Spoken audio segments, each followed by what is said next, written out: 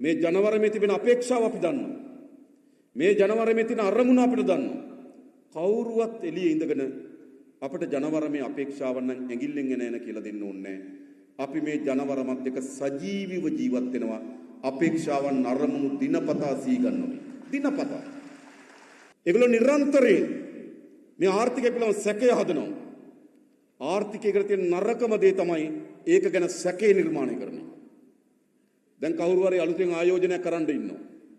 අර පැත්තෙන් කියන ඔක්තෝබර් වල වැටෙනවා කියලා. ඒතර ආයෝජනය කරන්න ඉන්න කෙනා හිතනවා එන ඔක්තෝබර් වෙනකම් බලමු කියලා. මේකයි මේ හදන්නේ. මේ හිතාමතා සැලසුම් කොට ඒගොල්ලන්ගේ පරාජය වේදනාව ඒගොල්ලෝ කවදාවත් හිතුවේ නැහැ. කවදාවත් හිතුවේ නැහැ. මෙහෙම දෙයක් වෙයි කියලා. දැන් බලන්න. ඒගොල්ලෝ මොනතරම් උද්දච්චද කියනවනම් අල්ලාස් කොමිසමෙන් ලියුමක් යවනවා කරලද ප්‍රකාශයක් මත 17 වෙනිදා අල්ලාස් කොමිසමට පෙනී හිටින්න කියලා. ඒතර කියන මොකද්ද?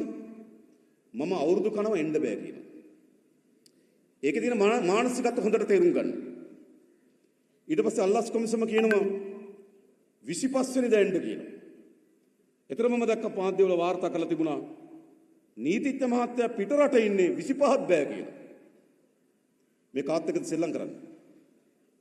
මේ හැල්ලුලක් කරන්නේ කුමක්ද? මේ මානසිකත්වය තියෙන මොකද මේ ආයතන පද්ධතිය කරේ පුරවැසියන්ගේ තියෙන විශ්වාසය. මේ ආයතන පද්ධතිය කරේ පුරවැසියන්ගේ තියෙන ගෞරවය මුළුමනින්ම විනාශ කරනවා. ඒ විතරක් නෙවෙයි. එම ආයතන වලට වඩා උඩින් ඒගොල්ලෝ ඉන්නේ. එම තමයි ඒගොල්ලෝගේ මානසිකත්වය. මට අල්ලාස් කොමිසමට එන්න කියන්න අල්ලාස් කොමිසම කවුද? උම හිතන්නේ. මේ පරාජය විසින් ඒගොල්ලන්ට දරා ගන්න බැරි මනෝභාවයක් නිර්මාණය වෙලා තියෙනවා. ඒ නිසා නිරන්තරයෙන් අවිනිශ්චිතතාවයක් සමාජය නිර්මාණය කිරීම සඳහා උත්සාහ කරමින් තිබෙනවා. හැබැයි මතක තබා ගන්න ජාතික ජනබලවේගය ඊටමත් සැලසුම් සහගතව මේ ආර්ථිකය ඊටම ශක්තිමත්ව ඉදිරියට ගෙන යනවා.